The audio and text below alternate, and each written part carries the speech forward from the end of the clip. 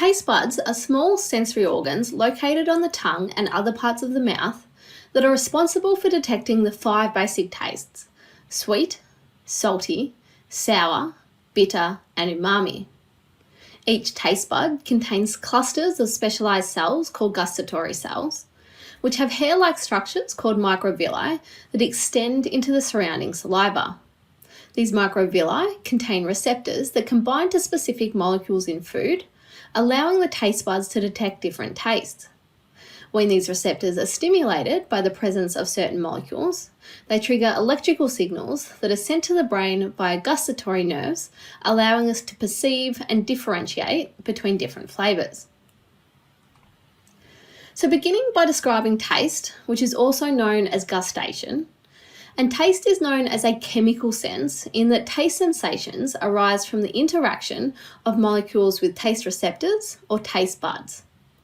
To bind to our taste buds, the molecules must be dissolved in saliva. Despite the large number of different molecules that exist, taste is a relatively simple sensation, with only 5 primary tastes able to be distinguished. These are sour, sweet, bitter, salty, and umami, with umami described as a meaty or a savoury flavour.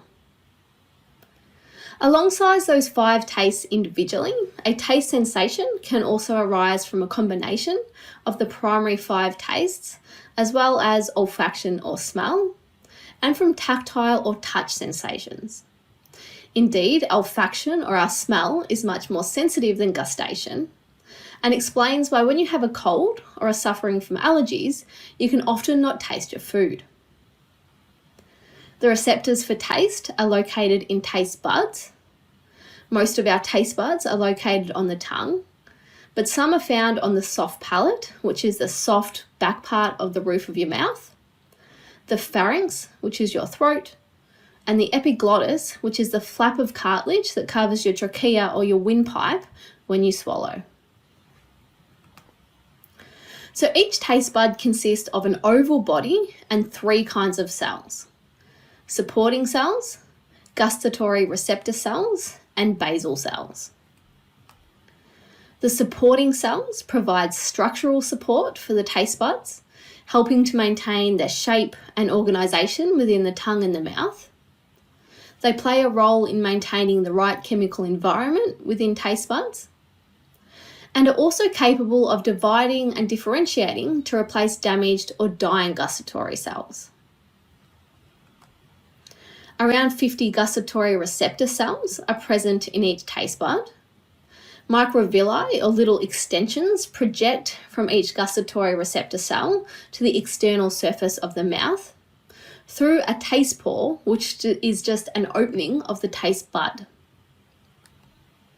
The basal cells are stem cells which are found at the base of the taste bud, and basal cells produce supporting cells which then develop into gustatory receptor cells.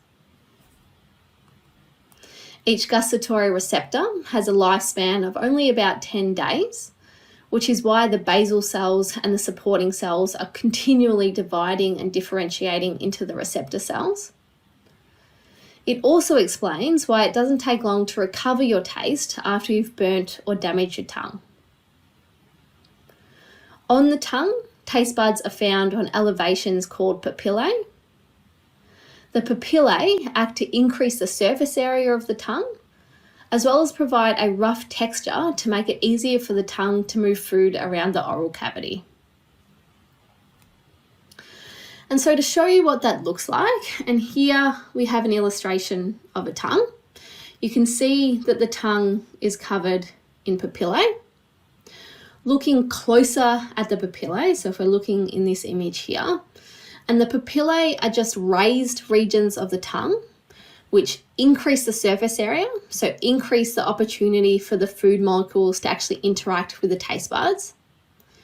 And they also act to provide texture to the tongue so that you can grip your food and move it around your mouth.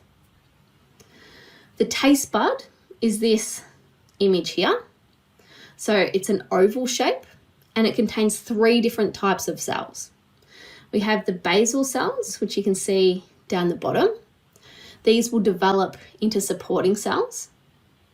The supporting cells are these grey ones here. So these provide structural support and a bit of protection to the gustatory receptor cells, but then they can also divide and develop into our gustatory receptor cells to replace old receptor cells. Our gustatory receptor cells are these blue ones along here. These contain microvilli, or little extensions that come out of the taste pore. So the taste pore is just this little hole to the external portion of the mouth or the tongue.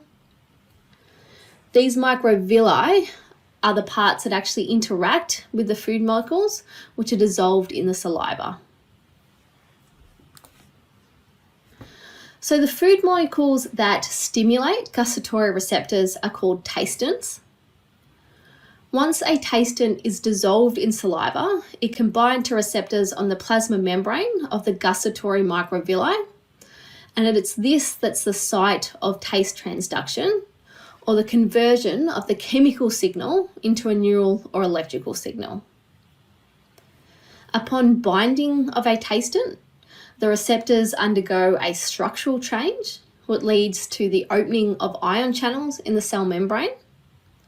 And this allows ions such as sodium, potassium, and calcium to flow into the cell, a receptor potential to be generated, and an action potential to travel along the sensory neuron.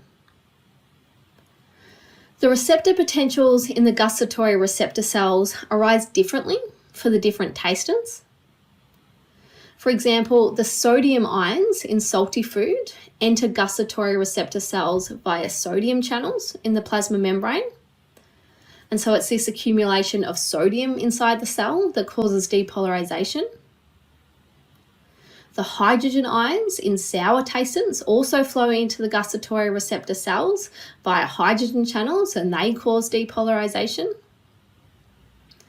But the tastants responsible for stimulating sweet, bitter, and umami tastes do not actually enter the gustatory receptor cells themselves. Rather, they bind to receptors in the plasma membrane. These receptors are linked to G proteins. The G proteins then activate several different chemicals known as secondary messengers, which are inside the receptor cell and then cause that receptor potential to be generated. So they activate the taste buds indirectly. Following a receptor potential being generated in the taste bud, a first-order sensory neuron will be stimulated. 3 cranial nerves carry sensory neurons that innervate the taste buds. These are the facial nerve, or cranial nerve 7. This carries nerve impulses from the taste buds in the anterior 2/3 of the tongue. The glossopharyngeal nerve, which innervates the posterior 1/3 of the tongue. And then the vagus nerve, or cranial nerve number 10, which carries nerve impulses from the taste buds in the throat and the epiglottis. From these cranial nerves, the nerve impulses travel to the gustatory nucleus in the medulla oblongata. From the medulla, some axons carrying taste signals project to the limbic system, some project to the hypothalamus, and others project to the thalamus. Those that actually project to the thalamus and then our primary gustatory area are the ones that will give us conscious sensation of taste.